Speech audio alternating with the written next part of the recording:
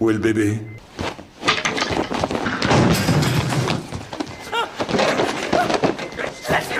Pas de respiration. Chariot d'urgence et épinéphrine.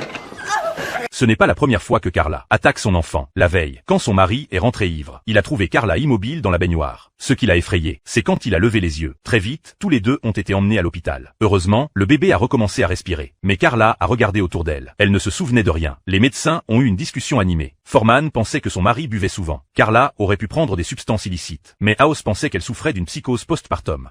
C'est à ce moment-là que House a levé les yeux et n'a pas vu le bébé. Où est le bébé? House s'est précipité dans la chambre. Il a vu Carla hurler hystériquement. Elle avait complètement perdu la raison.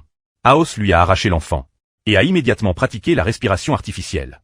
Mais il était déjà trop tard. Malgré tous les efforts des médecins, il n'a pas pu le sauver. Monsieur Mason, votre femme a essayé de l'étouffer. C'est impossible. Elle lui ferait jamais de mal. Carla a dit qu'elle avait entendu des voix étranges. C'est cette voix qui lui avait dit de faire ça. House pensait que Carla avait perdu le contrôle à cause de sa maladie. Finalement, après les examens, on a découvert qu'elle souffrait d'une maladie rare appelée pélagre. Cette maladie provoque de graves hallucinations, en plus de la dépression postpartum, le stress constant et un mari absent et alcoolique. Tout cela l'a poussée au bord du gouffre. Ce n'est pas votre faute. Vous êtes guéri maintenant. Mais Carla savait déjà ce qu'elle avait fait à son bébé.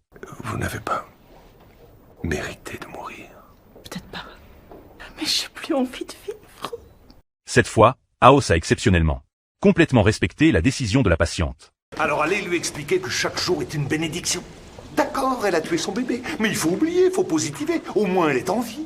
Si tu les laissais te soigner, on pourrait peut-être... Quand tu verras Mikey là-haut, dis-lui que son père est désolé.